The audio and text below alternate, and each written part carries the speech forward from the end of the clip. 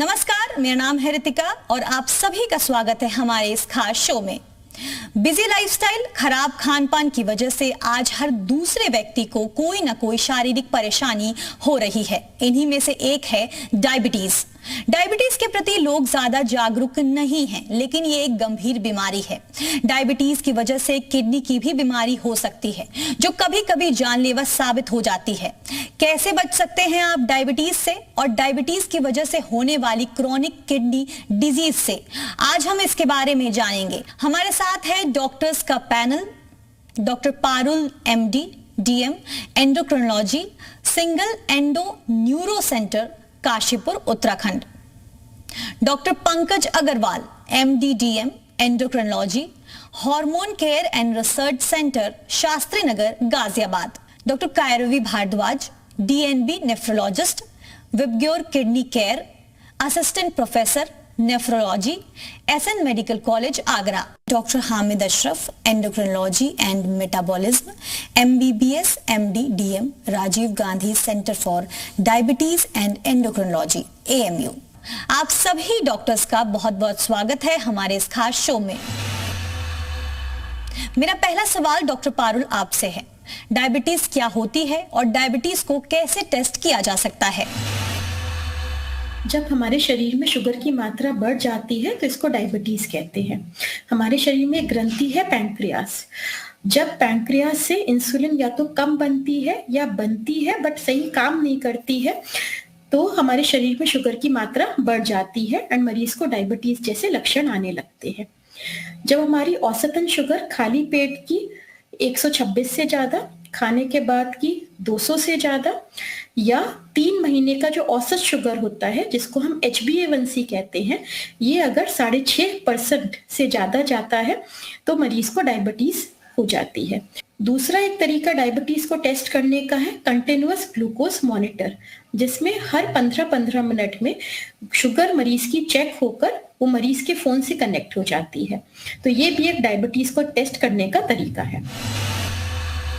अगला सवाल डॉक्टर पंकज आपसे है, डायबिटीज को प्रिवेंट करने के मेथड्स क्या हैं?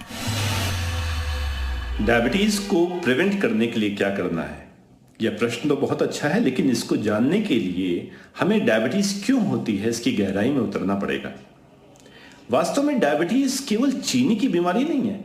आज के युग में हमें डायबिटीज को हाई कैलोरी, यानी हमारे आहार में कैलोरी की अधिकता, और दूसरा लो फिजिकल एक्टिविटी, अर्थात हमारी जीवन शैली में हमारे शारीरिक परिश्रम की कमी, और तीसरा बढ़ता, इन दोनों कारणों से बढ़ता हुआ मोटापा, अर्थात पेट में जमा होने वाली चर्बी। तो जब कभी भी हमारे भोजन में हमारी आवश्यकता से अधिक कैलोरीज होंगी, जब कभी भी उनके अनुसार हमारा शारीरिक परिश्रम कम होगा, और जब कभी भी इन दोनों के परिणामों से हमारे शरीर में एक्स्ट्रा अमाउंट में फैट एकत्रित हो रहा होगा, तो वो हमें न केवल डायबिटीज बल्कि ब्लड प्रेशर, कोलेस्ट्रॉल और हार्ट डिजीजेस के भी और समीप ले आएगा। तो इसलिए डायबिटीज से बचना है तो हमें सबसे आवश्यक है कि हाई कैलोरी युक्त फूड, जैसे रोटी पे घी, पराठा, पूरी, कचौरी, दाल मोठ, नमकीन, मठरी, खस्ता, समोसा, पकौड़ी, टिक्की, दही बड़े, मलाई वाला दूध, मिठाइयाँ, मांस, मछली, गोश्त, बिरयानी या घी, तेल, चिकनाई की और चीजें, यह हमें रोकनी होंगी। भोजन में सादा भोजन करें, शारीरिक परिश्रम बढ़ाएं। जितना हम परिश्रम करते हैं वह हमारे डायबिटीज की संभावना को कम करता है, और इन दोनों के पालन से हम अपने शरीर में फैट की अतिरिक्त मात्रा को जमा होने से रोकें।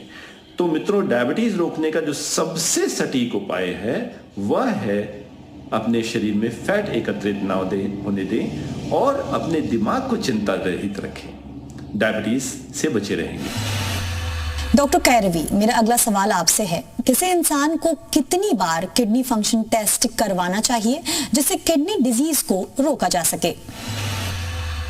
किडनी डिजीज को रोकने के लिए इन्वेस्टिगेशन कराने की जरूरत नहीं है।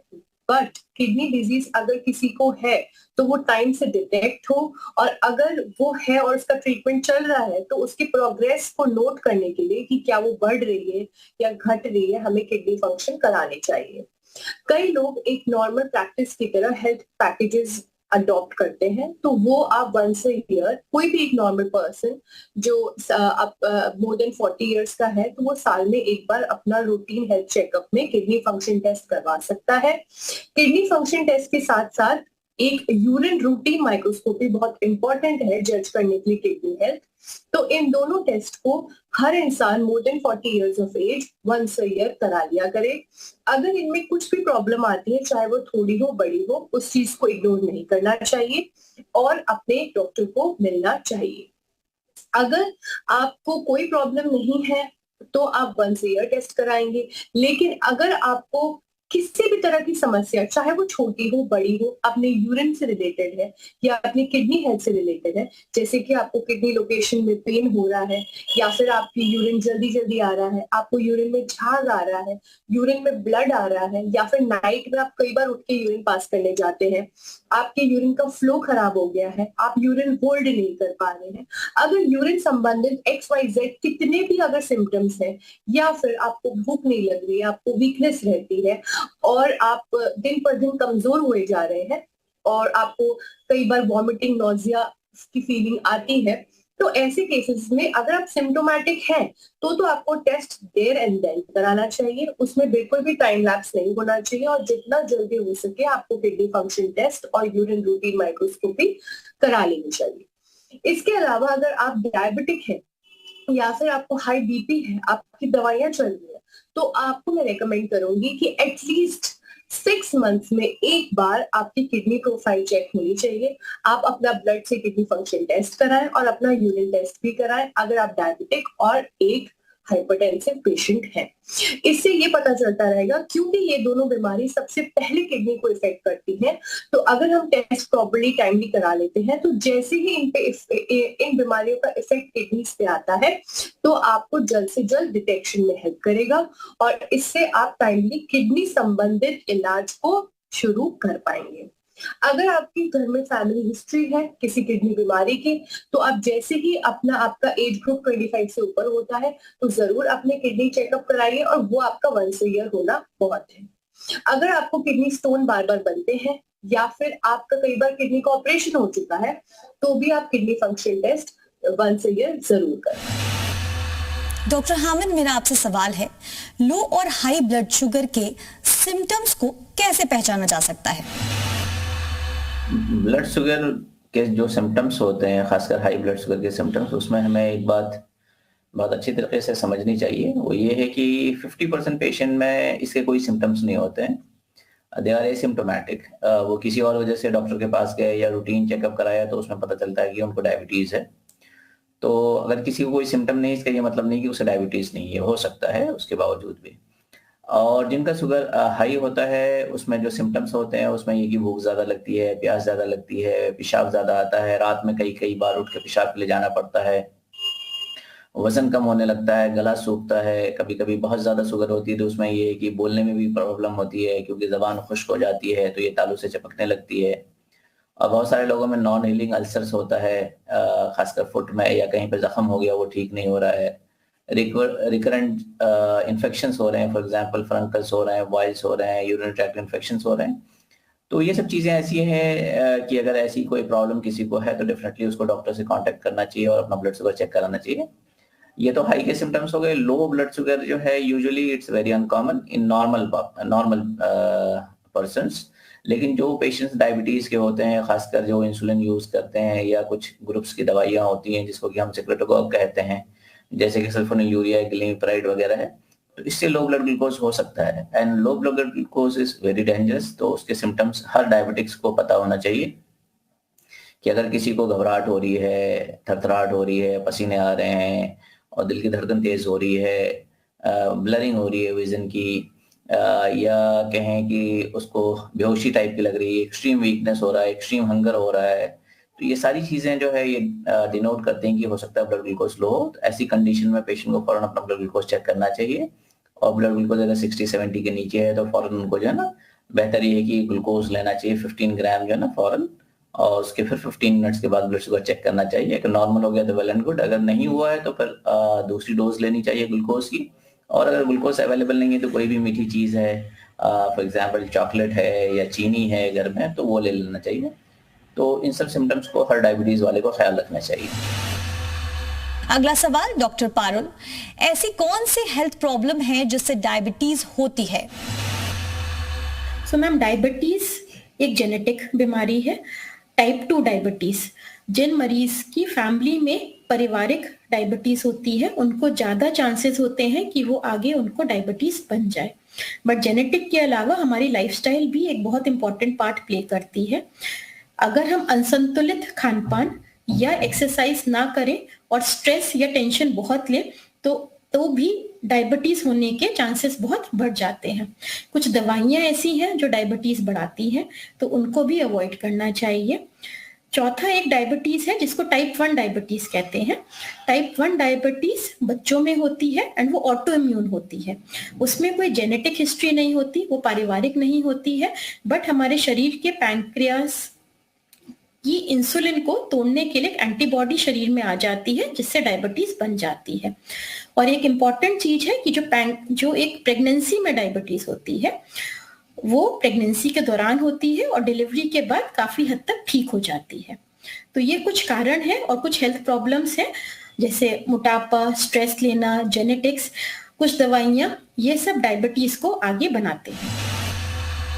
डॉक्टर पंकज, किसी इंसान को कितनी बार किडनी फंक्शन टेस्ट और अन्य टेस्ट करवाना चाहिए जिससे किडनी डिजीज को रोका जा सके?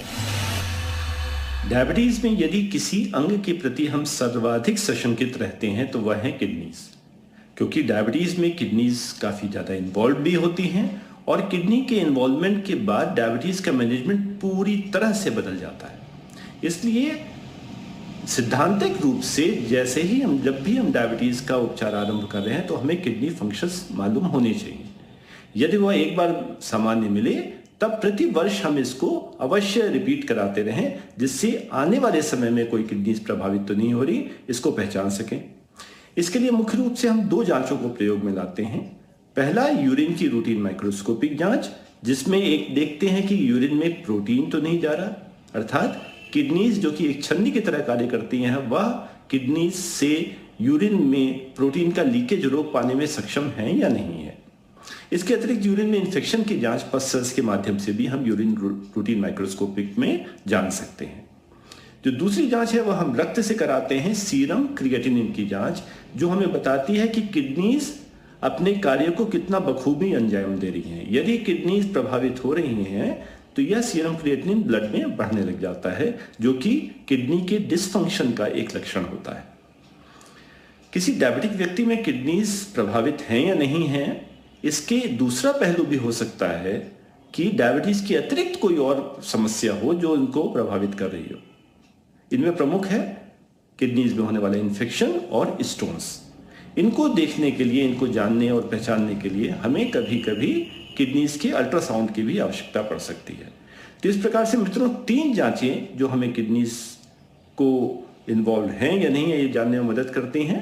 एक, यूरिन में प्रोटीन और इन्फेक्शन की जांच, दूसरा ब्लड में सीरम क्रिएटिनिन की जांच, और आवश्यकता पड़ने पर अल्ट्रासाउंड की जांच की कोई स्टोन या दूसरी प्रॉब्लम तो नहीं है। अगला सवाल डॉक्टर कायरवी आपसे है। क्रॉनिक किडनी डिजीज में लाइफस्टाइल, डाइट और न्यूट्रिशन का कितना इंपॉर्टेंट रोल है? देखिए, क्रॉनिक किडनी डिजीज यानी कि हम शॉर्टकट में इसको सीकेडी बोलते हैं।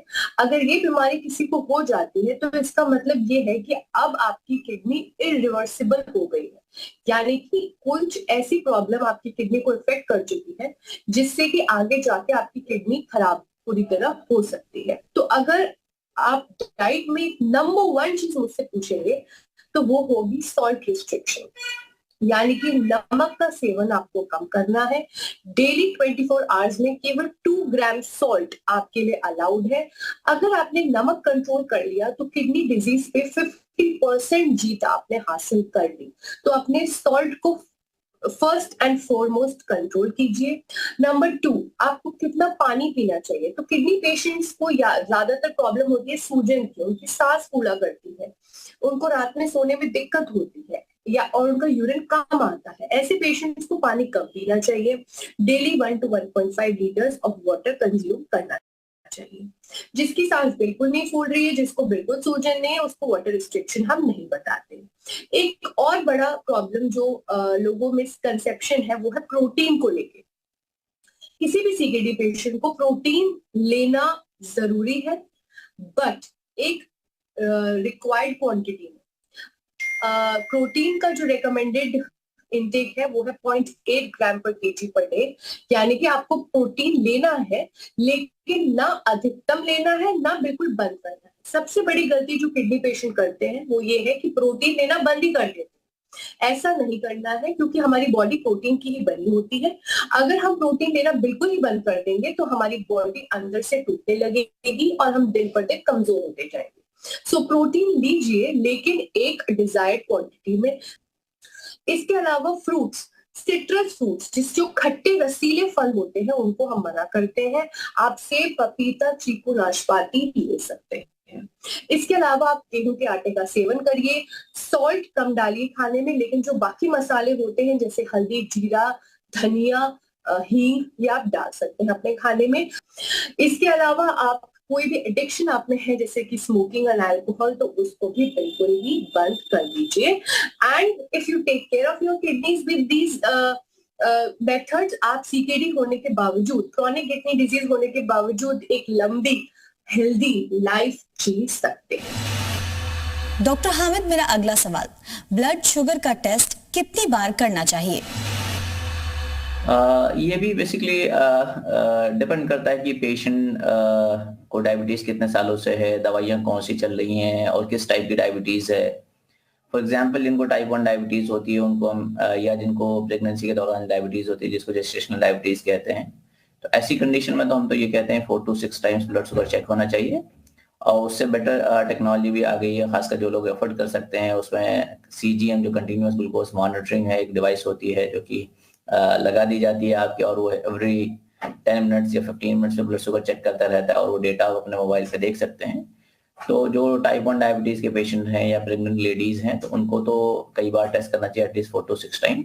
और टाइप 2 डायबिटीज के पेशेंट जो कि अगर 4 बार इंसुलिन पे हैं उनको भी जितनी ज्यादा शुगर चेक करें, at least 4 to 6 time per day, तो वो अच्छा है, क्योंकि उससे फिर ब्लड ग्लूकोज अच्छा कंट्रोल करने में मदद मिलती है और शुगर कम जो होती है, हाइपोग्लाइसीमिया, उसको भी हम रिड्यूस कर सकते हैं। लेकिन जो टाइप 2 डायबिटीज के पेशेंट हैं जो ओरल ड्रग्स पे हैं और उनके शुगर स्टेबल चल रहे हैं, तो उनको इतनी बार बार चेक करने की जरूरत नहीं है। अदरवाइज ये है कि द मोर इज बेटर, लेकिन बहुत ज्यादा फ्रीक्वेंट डेली शुगर 3 बार 4 बार करने की जरूरत इन लोगों में नहीं होती है। हफ्ते में 10 दिन में 3-4 बार कर लिया तो वो भी ठीक है, काम चल जाएगा, खासकर उन पेशेंट में जिनको टाइप 2 डायबिटीज है और दवाइयां चल रही हैं। अगला सवाल डॉक्टर पारुल आपसे है, डायबिटीज के सिम्टम को कैसे पहचाना जा सकता है? डायबिटीज के मरीज में ज्यादा प्यास लगना, ज्यादा भूख लगना, चोट का देर से बढ़ना, थकान रहना, प्राइवेट पार्ट्स में फंगल इन्फेक्शन होना, ये कुछ लक्षण ऐसे हैं जो डायबिटीज जैसे ही शुरुआत होती है, अगर ये मरीज को लक्षण आते हैं तो इससे हम डायबिटीज को पहचान सकते हैं। कई बार डायबिटीज के मरीज में कुछ और लक्षण ना आकर बस वजन कम होता है, या कोई चोट लगती है तो देर से बढ़ती है, या फिर उसको आंखों पर असर पड़ता है, धुंधलापन आने लगता है, नसों पर असर पड़ता है तो पैरों में सुनपन, झंझनाहट आ जाती है, हार्ट पर असर पड़ता है तो छाती में दर्द, सांस फूलने की परेशानी आती है। तो डायबिटीज की जो लक्षण है वो बहुत वेरिड है, बहुत तरह के लक्षण से कई बार मरीज को पता भी नहीं चलता, कई बार बिना लक्षण के भी मरीज की शुगर बढ़ी हुई होती है, खाली रूटीन चेकअप में पता चलता है। बट सबको हमेशा ध्यान रखना है कि अगर कोई भी ये लक्षण दिखाई देते हैं, जैसे प्यास लगना, भूख ज्यादा लगना, थकान होना, वजन कम होना, फंगल इन्फेक्शन, चोट का देर से बढ़ना, इन सब चीजों में अपनी शुगर को जरूर जांचें, जिससे कि जल्द से जल्द हम डायबिटीज को पता कर सकें और उसका सही टाइम पर उपचार हो सके। डॉक्टर पंकज, अगला सवाल मेरा आपसे है, डायबिटीज पेशेंट के लिए गो टू ट्रैवल फूड क्या हो सकते हैं? डायबिटिक व्यक्ति यदि कहीं यात्रा पे जा रहे हो तो उन्हें भोजन किस प्रकार का करना चाहिए, ये बहुत ही महत्वपूर्ण बिंदु है। वास्तव में बाहर जो भी भोजन मिल रहा है वो आपके योग्य ना तो हाइजीन की दृष्टि से है और ना स्वास्थ्य की दृष्टि से। तो सर्वोत्तम तो यही है कि आप अपना भोजन साथ लेके चलें। यदि थोड़ी समय के लिए जाना आना हो तो हम फल अपने साथ लेके चलें, जो कि डायबिटिक व्यक्ति को लेने चाहिए। 2 समय के भोजन के बीच के समय में स्नैक्स के रूप में फल से अच्छा स्नैक्स दूसरा नहीं हो सकता। कम मीठे फल आप 200 से 250 ग्राम मात्रा में आराम से ले सकते हैं। यदि थोड़ा लंबे समय के लिए जाना हो तो हमारे पास ऐसा सारा खाद्य पदार्थ होना चाहिए जो खराब ना हो, जैसे भुने चने। आपका भोजन तो आपके साथ चलना ही चाहिए, परंतु यदि आपको बाहर भोजन करना पड़ रहा है तो आप 2-3 बातों का ध्यान अवश्य रखें। रोटी सादी लें, उस पर घी मत लगवाएं, पराठा पूरी कचौरी ना लें। दाल सादी लें, उसमें तड़का ना लगवाएं। सब्जी का चयन ऐसा करें जो कम से कम घी तेल चिकनाई में बनी हुई हो। सलाद और दही की मात्रा लेके हम अपने भोजन को पूरा कर सकते हैं। फल उसके साथ में या आगे पीछे हम ले सकते हैं। दूध, लो फैट मिल्क, उसको हम प्रयोग में ला सकते हैं और दूध की बनी हुई इसी प्रकार से चीज़ों को। तो नॉर्थ इंडियन भोजन में तो ये वैरायटी रही, लेकिन अगर साउथ इंडियन भोजन करना हो तो उसमें इडली, जो कि पूरी तरह से केवल उबली हुई है, बेक्ड है और उसमें घी तेल चिकनाई नहीं है। हाँ, नॉन वेजिटेरियन फूड जो कि बहुत चर्बी से युक्त होता है और जिसमें तेल ज़्यादा होता है, उससे बचें। इस प्रकार से आप बाहर भी एक स्वास्थ्यवर्धक भोजन का चयन करके और अपनी यात्रा का भी आनंद ले सकते हैं और अपने आप को स्वस्थ भी बनाए रखने में अपनी मदद कर सकते हैं। एक बात और, बाहर जाते समय अपना ग्लूकोमीटर ले जाना ना भूलें, क्योंकि यदि कोई इमरजेंसी हो गई तो आप उसको पहचानेंगे कैसे। आपके साथ ग्लूकोमीटर भी हो और एक 50 ग्राम का ग्लूकोज का पैकेट भी हो, जिससे कि यदि शुगर बहुत कम होने लग जाए तो 1 या 2 चम्मच ग्लूकोज लेके आप तुरंत अपने आप को सामान्य बना सकें। डॉक्टर कायरवी, किडनी डिजीज के पेशेंट अपने किडनी को और डैमेज होने से कैसे रोक सकते हैं? किडनी डिजीज के पेशेंट्स को ध्यान रखना है, जैसे कि मैंने कहा, अपने डाइट, लाइफस्टाइल, न्यूट्रिशन पे, और उनकी किडनी डिजीज किस चीज से खराब हुई है उसको कंट्रोल करके और अपनी टाइमली मेडिसिन खा के अपनी किडनी बीमारी को आगे बढ़ने से रोका जा सकता है। अगर मैं एक एक करके बात करूं तो डाइट में सबसे इंपॉर्टेंट है सॉल्ट रिस्ट्रिक्शन। साथ में आपको प्रोटीन लेना है, लेकिन एक लिमिटेड क्वांटिटी में, जैसे कि 0.8 मिलीग्राम पर केजी पर डे। थर्ड, आप green leafy vegetables, high potassium diets, citrus fruits ना लें। और सबसे बड़ी बात कि सॉल्ट को अवॉइड करें।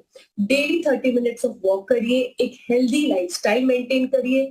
आप अपने BMI, बॉडी मास इंडेक्स को मेंटेन करें, ओबेसिटी से बचें और साथ में जंक फूड, बाहर का खाना सब अवॉइड करें। इसके अलावा most common cause of kidney failure हमारे देश में डायबिटीज और बीपी है आज भी। जिसको भी डायबिटीज या बीपी है और उसकी वजह से किडनी खराब है, तो सबसे इंपॉर्टेंट ये है कि पहले आप अपनी डायबिटीज और अपने बीपी को कंट्रोल करें। उसके लिए भी खान पीन का ध्यान रखें और अपनी दवाइयों को टाइम से लें। अगर आपकी जिन दवाइयों को आप ले रहे हैं उस पर कंट्रोल नहीं है तो उन दवाइयों को आप बढ़ाइए, अपने डॉक्टर से मिलिए ताकि आपकी दवाइयां एडजस्ट करी जाए और डायबिटीज और बीपी को कंट्रोल किया जाए। डॉक्टर हामिद, HbA1c टेस्ट क्या है और अक्सर इसे कितनी बार करना चाहिए? HbA1c बेसिकली एक डायबिटीज का टेस्ट है जो कि इंटीग्रेटेड मेजरमेंट है ब्लड ग्लूकोज का। बेसिकली जब बॉडी में ब्लड ग्लूकोज हाई होती हैं तो ये ग्लाइकेशन कराती हैं। बेसिकली एक तरह का केमिकल रिएक्शंस होता है प्रोटीन का, क्योंकि हीमोग्लोबिन हमारा एक बहुत इंपॉर्टेंट प्रोटीन है तो उसका भी ग्लाइकेशन होता है। और ये ग्लाइकेशन जो डिपेंडेंट होता है वो चूंकि आरबीसी हमारे अंदर होता है, आरबीसी के सर्वाइवल पे होता है, तो ऑलमोस्ट 120 डेज आरबीसी की हाफ लाइफ होती है। तो 3 से 4 महीने में एक बार जरूर कराना चाहिए। और HbA1c की अच्छी बात ये है कि आपको एक एवरेज ब्लड ग्लूकोज वैल्यूज बता देता है। फॉर एग्जाम्पल, अगर किसी पेशेंट का फास्टिंग या पोस्टपोन ब्लड ग्लूकोज हाई है या लो है, ये एक इंडिविजुअल फिनोमेना हो सकता है, किसी वजह से हो सकता है उस रात में पेशेंट ने खाना नहीं खाया सही से, या किसी ने ज्यादा खाना खा लिया या कोई दवाई खाना भूल गया, तो एक blood sugar many times it is misleading. लेकिन जब वो ब्लड ग्लूकोज की वैल्यू को हम HbA1c के साथ कॉर्पोरेट कर लेते हैं, दोनों एक जैसी होती है, तो हमें अंदाजा लग जाता है कि एवरेज ब्लड ग्लूकोज पिछले 3 महीनों में कितना रहा है। तो 2 से 4 महीने के बीच में जिनका फ्रीक्वेंटली ट्रीटमेंट चेंज हो रहा है या प्रॉब्लम हो रही है, उसमें तो 2 महीने में करा सकते हैं। अदरवाइज ये कि जिनका बिल्कुल स्टेबल चल रहा है उनका साल में 3 बार भी एवरी क्वार्टर एक कर लेंगे तो भी चल जाएगा। बहुत बहुत शुक्रिया आप सभी डॉक्टर्स का। डायबिटीज और उससे होने वाली क्रॉनिक किडनी डिजीज के बारे में कई अहम जानकारियां देने के लिए। आपने जो बताया उन सलाह को अपना कर लोग ना सिर्फ डायबिटीज से बच सकते हैं बल्कि डायबिटिक पेशेंट रिवर्स डायबिटीज भी कर सकते हैं। बस जरूरत है अपने जीवन में बदलाव लाने की, अच्छे खान पान, अच्छा लाइफस्टाइल और रेगुलर एक्सरसाइज करने की। आज के शो में बस इतना ही। धन्यवाद।